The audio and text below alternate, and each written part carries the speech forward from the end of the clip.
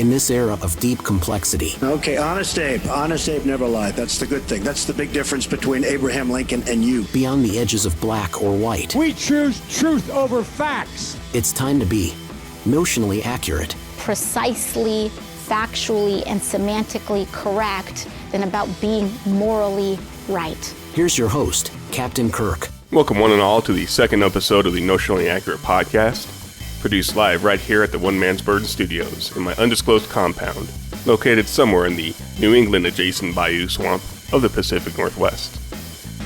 I'm your affable host, Captain Kirk.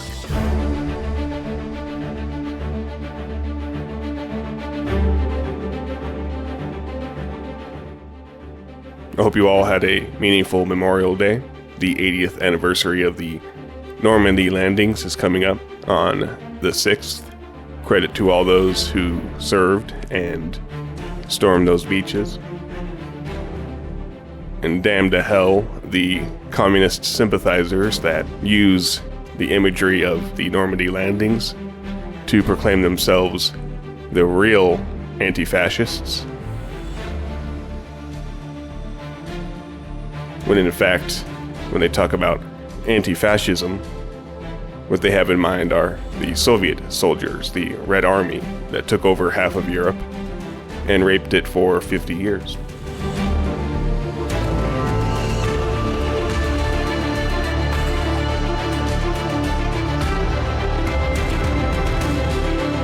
The jury's verdict in the future president's so-called hush money trial was decided, and President Trump was found guilty on all 34 counts of financial crimes. Not even the former DA, the FEC, or the Biden Department of Justice would touch with a 10-foot pole. I never believed for one moment that the jury would acquit him. The best I hoped for was a conviction on some of the charges. But given the judge, a guy by the name of Juan Merchan, who was appointed by a judge, Ann Fow, who went to Columbia, who is a donor to Democrats, whose daughter Lauren worked for Democrats, and the jury instructions he gave, I was prepped for the verdict delivered. It also helps that the Biden DOJ allowed their bulldog, Matthew Colangelo, to go back to the Manhattan DA's office to work with his good friend Alvin Bragg. And make no mistake about it, George Soros backed Bragg's bid for district attorney. If this simping of Judge Merchan by Andrew Weissman, a prosecutor who tried to railroad Arthur Andersen investments during the Enron era, and worked with the Robert Mueller investigation during the witch hunt of future President Trump, doesn't make you sick, nothing will. With respect to Judge Merchan, I mean, I am like now, I have like a man crush on him. He is such a great judge that it's hard to see that the jurors wouldn't have the same impression. I mean, you just keep on thinking, if you looked in a dictionary for like judicial temperament, that's what you get.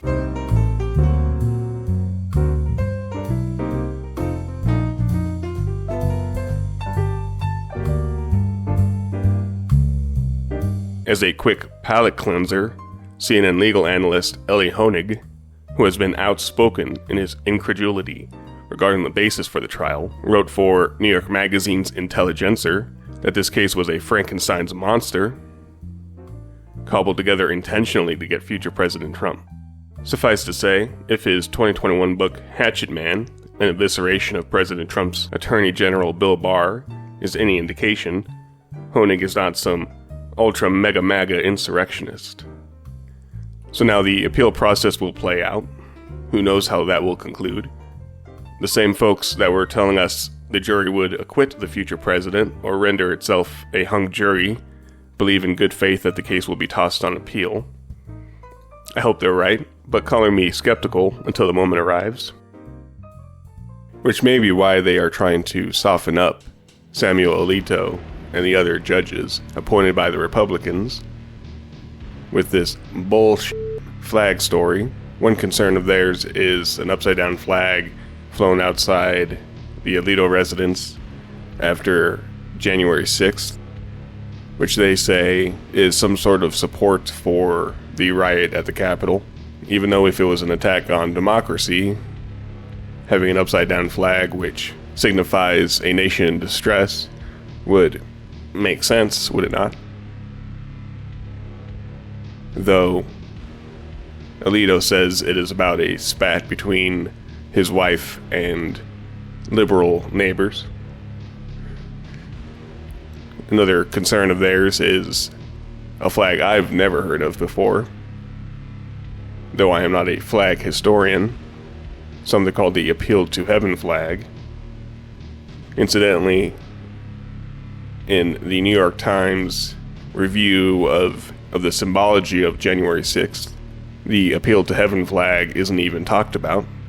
And I bet dollars to donuts it would not be on the hate symbol database of either the Anti-Defamation League or the Southern Poverty Law Center. And considering the very same people attacking Alito and the other Republican-appointed justices have no issue with the conflict surrounding Judge Juan Merchan, Judge Chutkan of Washington, D.C., and the rest of these clowns, I take their criticism of Samuel Alito's flag choices with far less than a grain of salt. Biden's smirk when yelled at this question says it all. Mr. President, can you tell us, sir, Donald Trump refers to himself as a political prisoner and blames you directly. What's your response to that, sir? Do you think the conviction will have an impact on the campaign? We'd love to hear your thoughts, sir. Should he be on the ballot, sir?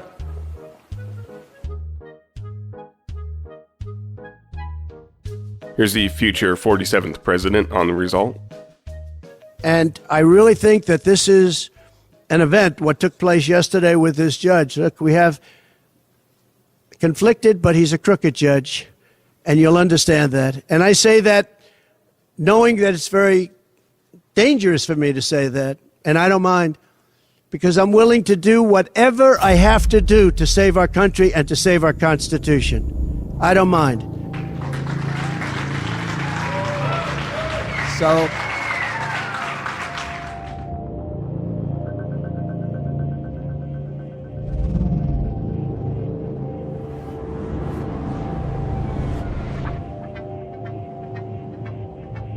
undeterred, future President Trump, prior to the verdict, held rallies in New Jersey, the Bronx, and even gave a raucous speech at the Libertarian Convention, showing that even with the lawfare waged against him, he is not afraid to enter the Viper's Den. And I think that's a trait that will help him win in November. Biden, on the other hand, cannot give a speech without his intern scrambling to rewrite his mistakes, evidenced by his NAACP speech, which required corrections 9 times. Principal Rooney could not be reached for comment. 9 times. 9 times.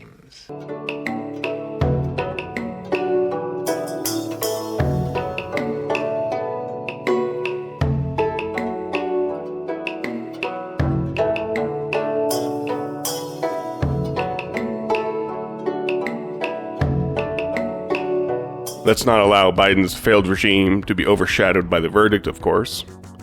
His boosters gloat about the stock market, unaware that it's propped up by taxpayer money.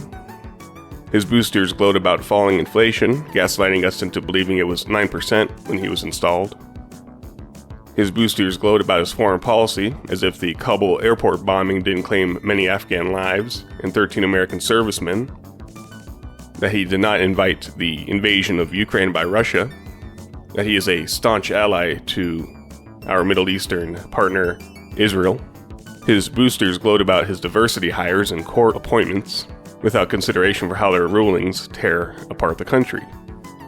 The current White House resident can, however, unite Americans on one front. Fuck Joe Biden.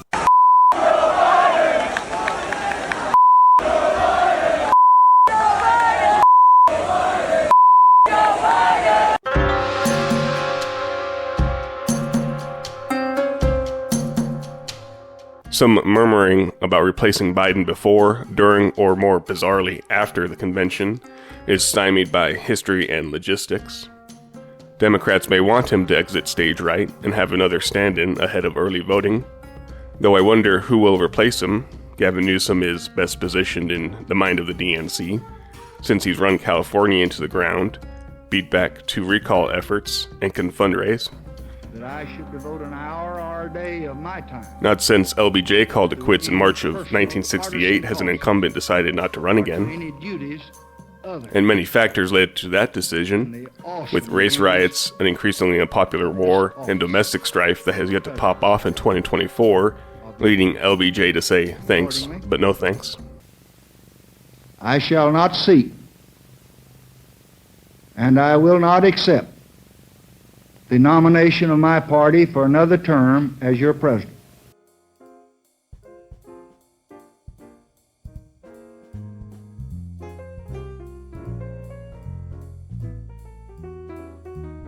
And who will President Trump pick as VP is anyone's guess. Nobody knows who he has in mind, and anybody that claims to know is lying to you or has deluded themselves. On my short list, the best options of those named candidates is Florida Senator Marco Rubio, Governor Greg Abbott of Texas, or Tulsi Gabbard. Florida being a red state, picking Rubio won't harm the GOP's Senate numbers. Also, Rubio has name recognition and isn't afraid to take the media to task. No matter what happens? No, if it's an unfair election, I think it's going to be contested by either side. Senator, no matter who wins. I think you're asking the wrong person. The Democrats are the ones that have opposed every Republican victory since 2000. Every single one. It's Hillary Clinton. No Democrat has refused to concede. Hillary Clinton conceded. Senator, will you accept the election results? Hillary Clinton said the election was stolen from her and that Trump was illegitimate. Kamala Harris agreed. Senator, we have Democrats now. Senator, she conceded the election. She said that Trump was illegitimate. She said that the election had been stolen. Kamala Harris agreed. By the way, there are Democrats serving in Congress today who in 2004 voted not to certify the Ohio electors because they said those machines had been tampered with. And you have Democrats now saying they won't certify 2024 because Trump is an insurrectionist and ineligible to hold office. So you need to ask them. I think have you ever asked a Democrat this question on your show? I bet you've never asked a Democrat that question. Any constitutionality questions about Rubio and future President Trump can be fixed prior to Inauguration Day. Governor Greg Abbott would shore up support of those voters who want to secure the border, and will avoid the residency issue that comes with picking Rubio. Selecting Tulsi Gabbard would be an olive branch to disaffected Democrats, a party she recently left, and her understanding of the deep state would be important as it will try everything it can to clog up the president's remaining 4 years. Finally, all three would be fine standard bearers in 2028 if, say, Florida Governor Ron DeSantis decides not to run. He is term limited in 2026.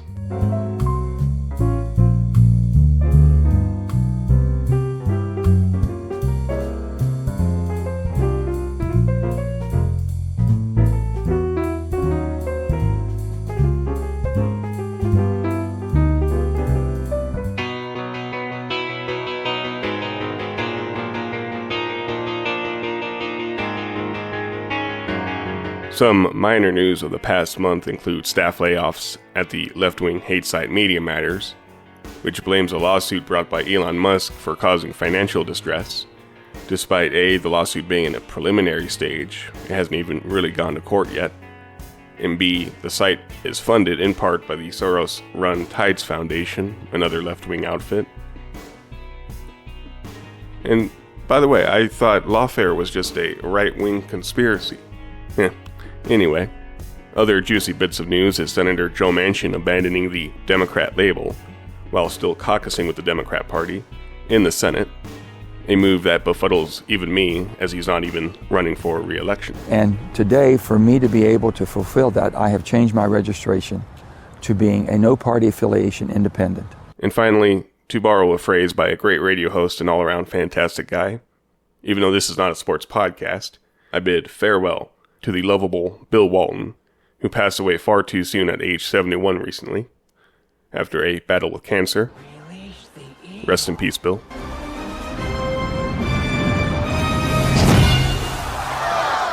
Too much evil. I think that ball just blew up. And yes, my hair is aflame. Thanks for listening to episode 2 of Notionally Accurate. I'm your host, Captain Kirk. More to come on future episodes. Find this podcast on SoundCloud, Rumble, and YouTube as well. Also, Twitter/X @NotionallyACC. That's NotionallyACC. Email me at notionallyaccuratepodcast@protonmail.com. And remember, even if you can't be factually correct, at least be notionally accurate.